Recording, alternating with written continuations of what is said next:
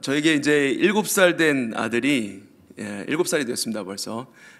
요새 즐겨 부르는 노래가 있습니다. 5글자 예쁜 말이라는 노래인데요, 가사가 이렇습니다. 한 손만으로도 세워볼 수 있는 아름다운 말, 정겨운 말, 한 손만으로도 세워볼 수 있는 5글자 예쁜 말, 사랑합니다, 고맙습니다, 감사합니다, 안녕하세요, 아름다워요, 노력할게요, 마음의 약속 꼭 지켜볼래요. 한 손만으로도 세워볼 수 있는 5글자 예쁜 말. 이렇게 5글자 예쁜 말이 참 많이 있었네요. 우리 옆에 분들과 함께 인사하겠습니다. 사랑합니다, 고맙습니다, 아름다워요, 노력할게요. 눈길을 끄는 단어가 있는데요, 노력할게요입니다. 노력할게요도 이쁜 말이군요. 우리의 사랑은 노력하지 않으면 안 돼서 그런가 봅니다. 노력을 해야만 사랑할 수 있기 때문인가 봅니다. 그런데 오늘 룻기에 나오는 사랑 이야기는 이와 좀 다릅니다. 룻기의 전체 주자는 헤세드라고 하는 것인데요, 이 헤세드라는 단어를 잘 기억하셔야 됩니다. 이 헤세드라고 하는 단어는 은혜 또는 긍휼, 자비, 인애 이렇게 번역이 되는데, 특별히 값없이 내려주시는 은혜를 뜻하는 단어입니다. 받을 조건이 되지 않는 것입니다. 그런데 하나님께서 그냥 주시는 것입니다. 이게 믿음 밖에서는 이해가 되지 않는 일이죠.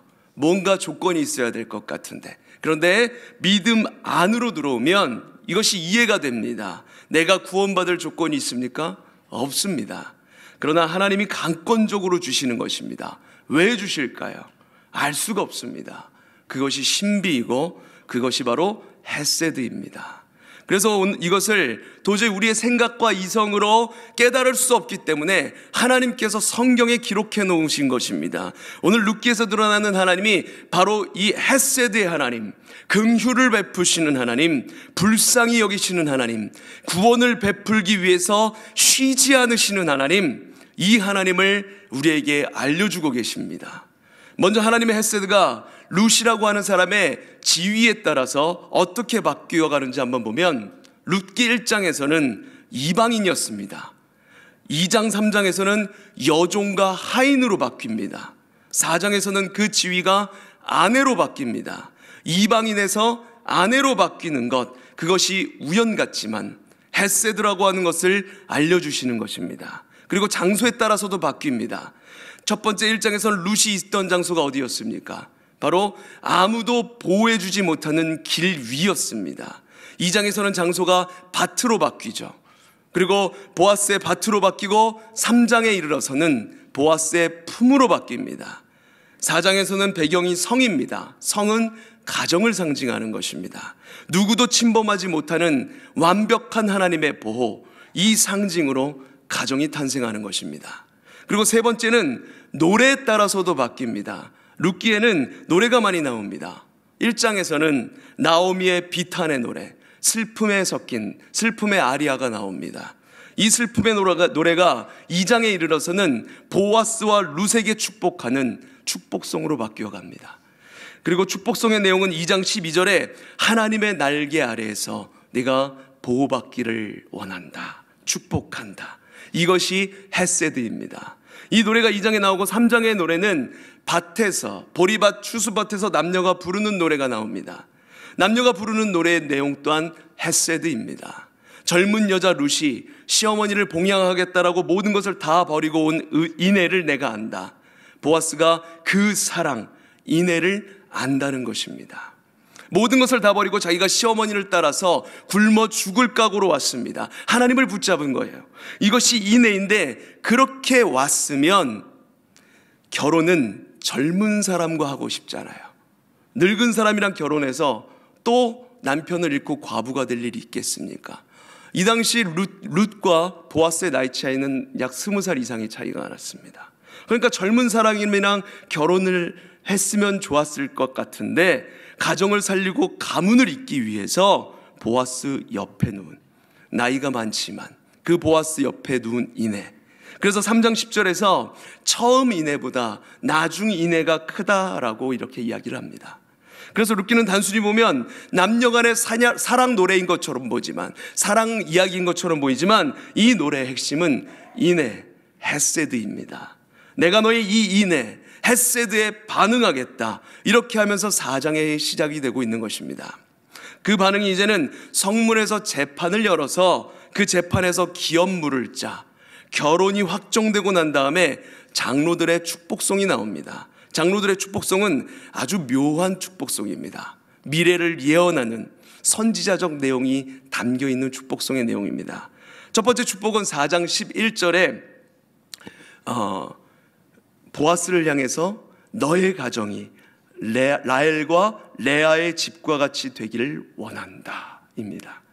이스라엘의 12지파를 낳았던 라헬과 레아처럼 보아스와 루덱에서 태어나는 아기가 이스라엘의 건국 역할을 하는 굉장히 중요한 아기가 될 것이다. 이것을 미리 예언하는 형식의 축복송이었습니다. 두 번째 축복은 장소가 강조되고 있습니다. 11절 뒷부분에 보시면요, 내가 에브랏에서 유력하고 베들레헴에서 유명하게 하시기를 원하며. 에브랏, 베들레헴이 등장을 합니다. 에브랏, 베들레헴이라고 하는 장소를 아기와 연관시키는 것, 이거 뭘 의미하는 걸까요? 이것은 미가서에서도 나오고 마태복음에서도 나오는 그 장소, 에브랏이라고 하는 그 장소를 통해서 누가 나올 것을 미리 내다본 것입니까? 예수 그리스도, 바로 메시아 예수 그리스도가 올 것을 미리 내다본 것입니다. 이날 장로들은 자기가 무슨 말을 하는지를 몰랐지만 이 축복성은 미래의 메시아를 내다보는 성령의 감동으로 하나님이 우리에게 주셨던 묘한 메시지였다는 것입니다. 세 번째 축복은 더 묘합니다. 12절에 보면 베레스의 집과 같게 하시기를 원하노라. 너의 집이 베레스의 집과 같기를 원한다. 베레스의 집의 자손이 바로 보아스인데, 보아스를 향해서 네가 베레스의 집안과 같이 되기를 원한다. 이게 무슨 말일까요? 유다와 며느리 다말이 부적절한 관계를 통해서, 근친 상간을 통해서 태어난 아기가 베레스입니다. 이 집과 같이 되기를 원한다? 이게 어떻게 축복의 내용이라고 할 수 있을까요? 야곱의 넷째 아들 유다가 며느리 다말을 불쌍하게 보았을 때, 긍휼히 여겼을 때 그 긍휼의 결과로, 또한 하나님이 긍휼히 여기심으로 태어난 아기가 바로 베레스였습니다. 이 베레스가 없었다면 오늘 보아스라고 하는 인물도 태어날 수가 없었던 것이고, 보아스라고 하는 인물이 태어날 수가 없었다면 바로 룻과 같은 사람도 구원을 받을 수가 없었겠죠. 그래서 장로들이 축복을 할 때 그 인해 하나님의 헤세드가 여전히 대대로 이 가정에 임하기를 축복한다, 이렇게 이야기를 하고 있는 것입니다. 이건 누구를 내다보면서 하고 있는 축복입니까? 바로 예수 그리스도, 그 보아스의 가문에 긍휼과 인애를 타고나는 그 다윗의 자손, 그 다윗의 핏줄로 오시는 예수 그리스도를 미리 내다보면서 장로들이 성령의 감동으로 이 축복을 하고 있는 것입니다. 그래서 이 축복송대로 역사가 그대로 진행이 되죠. 여러분, 하나님의 나라는 하나님의 은혜를 인식하고 불쌍히 여기는 사람, 죄인을 불쌍히 여길 줄 아는 사람, 약자와 가난한 자를 선대하는 사람을 통해서 임합니다. 하나님이 하늘에서 딱 보고 있다가 가난한 자, 약자들을 선대하는 사람들을 보시면서 깜짝 놀라시는 거예요. 야, 저 권사, 저 집사, 저 사람 나랑 DNA가 똑같네. 하나님이 이렇게 보시는 겁니다. 나도 저 사람 불쌍하게 보고 있는데, 아니 이 내 딸도 내 아들들도 나와 똑같은 DNA를 가지고 있구나.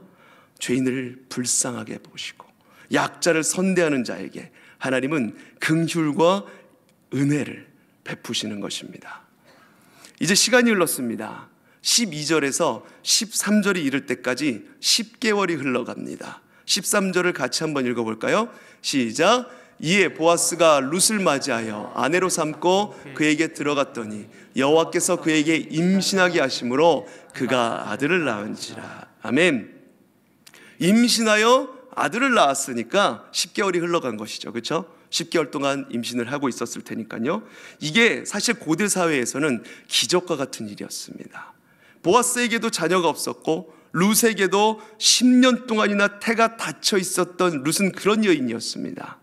그런데 하나님의 인애의 결과, 하나님의 은혜의 결과로 사내 아이가 태어난 것이죠. 그래서 중간에 주어가 싹 바뀝니다. 보아스가 룻을 맞이하여 아내로 삼고 그에게 들어갔더니 결혼한 대상은 보아스였는데 중간에 그 주어가 바뀌죠. 보아스에서 하나님으로 바뀝니다. 여호와께서 그에게 임신하게 하심으로. 하나님이 하셨다. 하나님께서 태의 문을 여셨다. 이렇게 이야기를 하고 있는 것입니다. 이게 얼마나 놀라운 일이었는지 14절에 이스라엘 여성들의 대합창이 시작이 됩니다. 그 앞까지는 남녀의 합창, 그리고 장로들의 합창, 이렇게 진행이 됐습니다. 이제는 이스라엘 여성들의 대합창이 시작이 되는 것입니다. 룻기의 마지막 피날레는 이 대합창으로 끝이 납니다. 그 주선율은 누구인가? 바로 이스라엘에 모여 있었던 여인들, 여성들이었습니다. 모든 여성들이 주선율로 대합창을 하는데 그 합창의 내용이 무엇입니까? 우리 14절 말씀 같이 한번 읽어보겠습니다. 시작. 여인들이 나오미에게 이르되 찬송할지로다. 여호와께서 오늘 내게 기름 부을 자가 없게 하지 아니하셨도다. 이 아이의 이름이 이스라엘 중에 유명하게 되기를 원하노라. 아멘. 기름 부을 자. 이 첫 번째 내용은 여호와께서 오늘 내게 기업 물을 자가 없게 하지 아니하셨도다. 그 축복의 내용이 이렇습니다. 기업 물을 자, 기업을 되찾아줄 자, 회복할 자로서 구원자가 될 수 있는 친족을 말하는 것입니다. 아이가 태어남으로 말미암아 죽음으로 잊혀져 갈, 죽음으로 달려가던 여인이 생명을 얻게 되었다는 것입니다. 죽음이 예비되어 있던 사람이 생명으로 바뀐 것입니다. 1장에서는 이 베들레헴 여인들이 나오미를 향해서 비탄의 찬송을 부르죠. 슬픔의 아리아를 부릅니다. 그런데 이게 상황이 완전히 역전이 된 것입니다. 성문 앞에서는 이 룻과 나오미를 향해서 크게 찬송을 하는데, 모든 악기를 다 동원해서 찬송을 하는데, 아기를 통해서 저가 생명을 얻었도다, 이렇게 찬송을 하고 있는 것입니다. 그리고 두 번째는 이 아이의 이름이 이스라엘 중에 유명하게 되기를 원하노라. 이 아이가 누구입니까? 오벳이라고 하는 아이입니다. 그런데 이 아이는 이스라엘 중에 유명하게 안 되었을까요? 안 되었을까요? 유명하게 안 되었습니다. 여러분들이 모르시잖아요, 그렇죠? 여러분들이 생소한 이름이면 안 유명한 사람입니다. 성경 전체에서 오벳에 대한 이야기는 거의 등장하지 않습니다. 이스라엘의 족보를 설명할 때만 몇 번 등장합니다. 생애 중에 특별하다 할 사건이 없었던 사람, 오벳입니다. 그런데 이 아이를 향해서 이 아이의 이름이 온 이스라엘 중에 유명하게 되기를 원한다. 이것은 누구를 내다보면서 한 축복일까요? 바로 메시아 예수 그리스도를 내다보면서 한 축복입니다. 이 아이를 통해서 누가 오신다는 것입니까?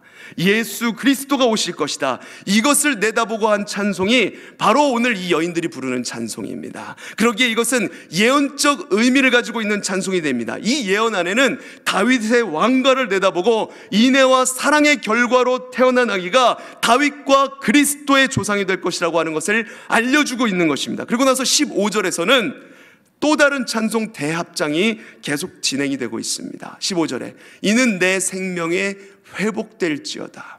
회복이 될지며 내 노년에 동양자가 될 것이다. 생명의 회복자, 동양자가 될 것이다.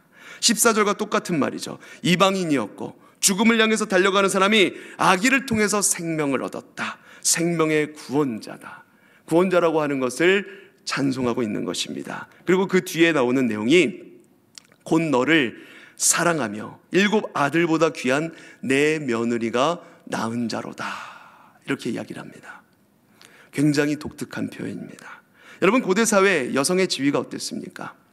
고대사회 여성은 숫자에 포함되지 못할 만큼 지위가 낮았습니다. 셀 수도 없는 아주 비천한 사람, 그게 여성의 지위였습니다. 그런 여성을 향해서 오늘 뭐라고 이야기를 하고 있는 것입니까? 너를 사랑하며 7 아들보다 귀한 내 며느리가 낳은 자로다. 7 아들이라고 하는 것은 세상 모든 남자를 상징하는 겁니다. 세상의 모든 남자들보다 더 어마어마한 여인이 나왔는데 그 여인이 누구라고 하는 것입니까? 바로 룻이라고 하는 사람이다. 이것은 고대 사회에서 결코 나올 수 없는 구절입니다. 모든 남자보다 더 대단한 여성이 나왔다, 이걸 찬송하고 있는데 의도적으로 하나님이 대조해서 비교해서 말씀하고 있는 구절입니다.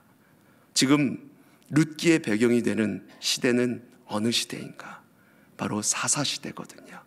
룻은 사사시대에 살았던 사람입니다.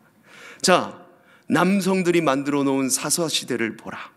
너희들이 만들어 놓은 이 시대를 봐라. 폭력이 관영하고 우상숭배가 가득 차고 피 흘림과 도적질이 가득 찬 세상, 지옥 같은 세상을 너희들이 만들어 놓았다. 하나님의 나라는 이렇듯 힘으로 오는 것이 아니다. 하나님의 나라는 열심과 노력으로 오지도 않는다. 하나님의 나라는 누구를 통해서 이루어지는가? 하나님의 인애를 체험하고 하나님의 긍휼을 붙잡고 살아가는 한 여인을 통해서 들어오고 세워져 가는 것이다. 이것을 하나님이 오늘 우리에게 보여주고 계시는 것입니다. 여러분, 원수 같은 사람들, 가족들을 화해시키고 부모를 용서하고 자녀들 믿지 않는 남편까지 다 천국 보낼 수 있는 사람이 누구일까요? 그것이 돈으로 가능합니까? 명예로 가능합니까? 힘이 있다고 되는 게 아닙니다. 그 집안에 한 사람이 들어와서, 어떤 한 며느리가 들어와서 그 며느리가 인애를 체험하고 헌신하고 희생할 때, 하나님의 인애를 가지고 사랑을 가지고 그 안에서 부단히 희생하고 노력할 때 마지막에 믿지 않는 시부모 다 천국 보내고, 그렇게 완악한 남편도 천국 보내고, 자녀들도 다 천국으로 보내고, 그 가문의 대가 하나님의 대를 이어가는 가문으로 바뀌어가는 것입니다. 사망에서 생명으로 바뀌어가는 것입니다. 혹시 이 자리에 그런 분들 계시다면 축복합니다. 포기하지 마시길 바랍니다. 왜 나만 이렇게 살아야 되는가? 하나님의 은혜가 예비되어 있을 것입니다. 여러분의 헌신과 여러분의 그 가슴 아픈 마음을 통해서 하나님이 하나님의 가문을 일으켜 세우실 것입니다. 이 룻과 나오미의 축복이 은혜를 구하는 여러분 모두에게 간절히 진심으로 임하게 되기를 간절히 소망합니다. 계속해서 16절에 나오미가 아기를 받아 품에 품고 그의 양육자가 되니 라고 합니다. 무슨 말입니까? 이 말씀은 오늘날처럼 아이가 자녀를 낳으면 친정엄마가 길러준다, 친정아빠 시부모님이 길러준다, 이런 말이 아닙니다. 이 말은 이제 태어난 오벳을 나오미의 호적에 입적시켰다는 말입니다. 낳기는 룻과 보아스가 낳았는데 그 호적에 이제 누구의 아들이 된 것입니까? 나오미의 아들이 되어서 계속해서 이 계대를 이어갈 수 있게 되었다라는 말입니다. 그리고 17절에 그의 이웃 여인들이 그에게 이름을 지어주되 나오미에게 아들이 태어났다 하여 그의 이름을 오벳이라 하였는데 라고 합니다.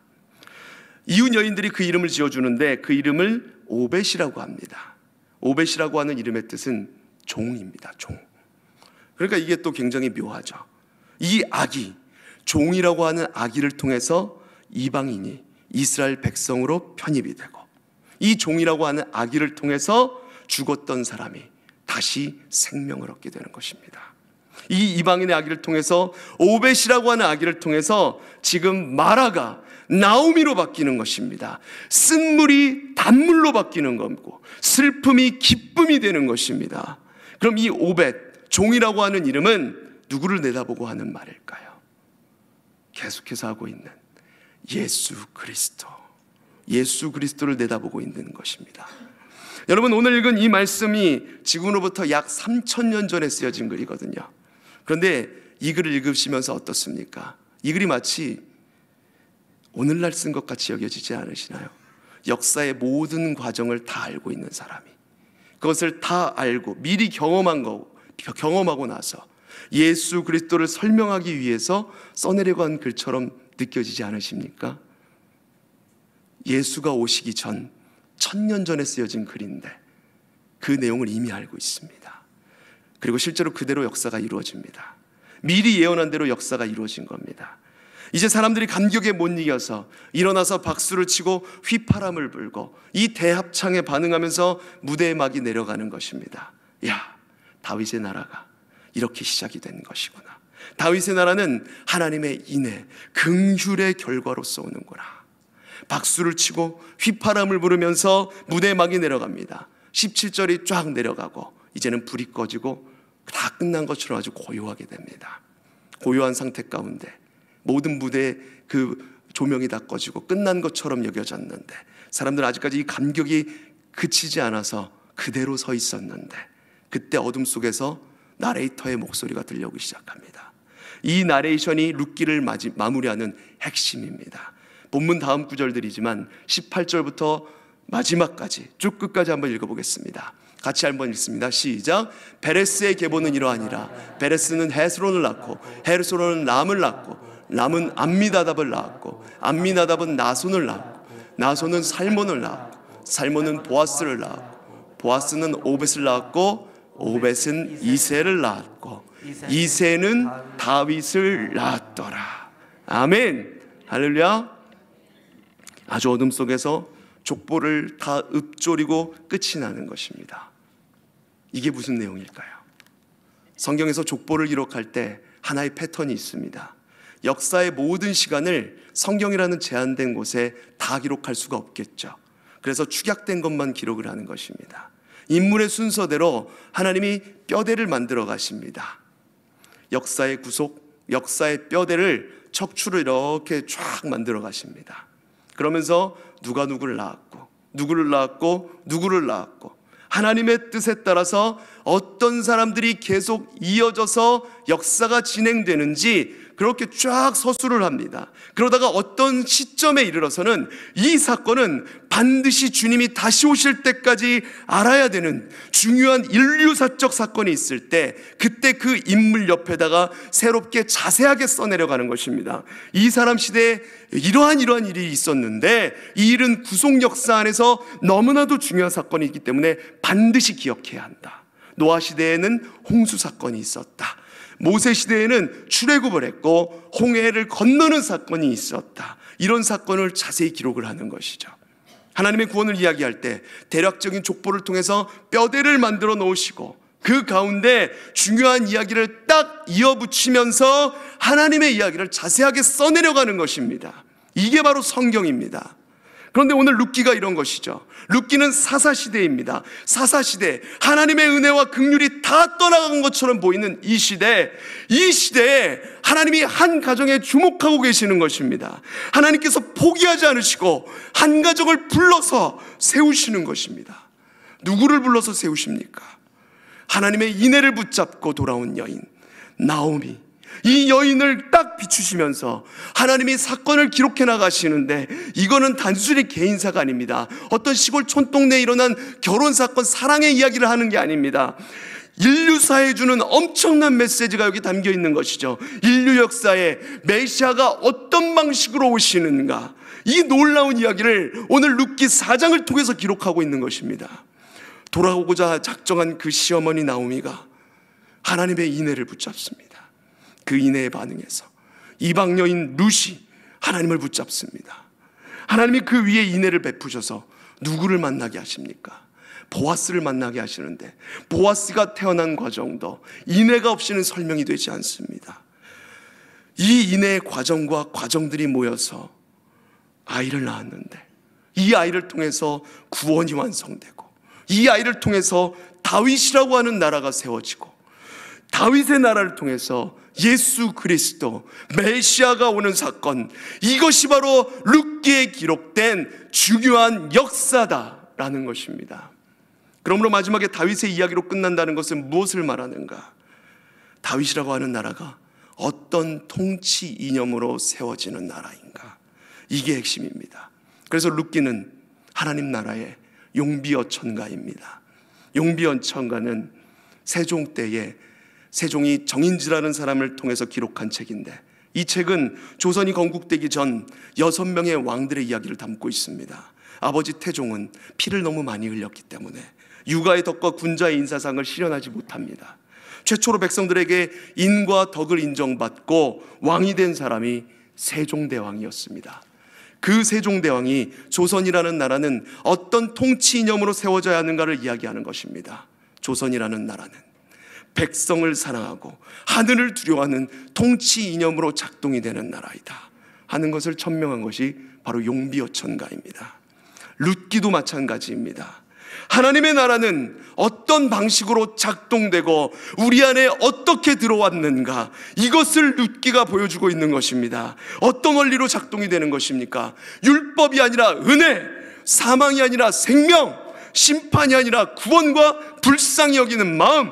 누구라도 이 안에 들어오면, 누구라도 이 나라 안에 들어오면 어떤 죄를 지었더라도, 어떤 실수를 했더라도, 어떤 아픔이 있을지라도 내가 다 회복시키겠다, 용서할 것이다, 불쌍히 여길 것이다, 긍휼을 베풀 것이다. 이것이 바로 하나님께서 메시아를 통해서 세우고자 하셨던 하나님 나라의 통치 이념입니다. 그리고 마지막에 족보가 쫙 진행이 되면서 낳고가 반복되어 나옵니다. 그런데 1장을 보면 죽고가 주어였죠. 나오미의 남편이 죽고 아들 둘 말론과 기럨도 죽었고, 나오미도 죽음의 상황 가운데로 들어가는 죽고의 인생이,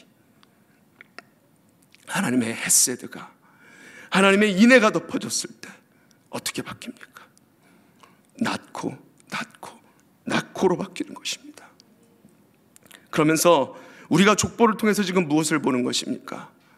하나님의 징검다리를 밟고 하나님이 점점 내 앞으로 다가오고 계시는 것입니다. 오벳의 징검다리를 밟고 내 앞에 한 단계 더 오신 하나님, 보아스의 징검다리를 밟고 나의 앞에 한 단계 나오신 하나님, 다윗의 징검다리를 밟고 내 앞에 오신 것입니다.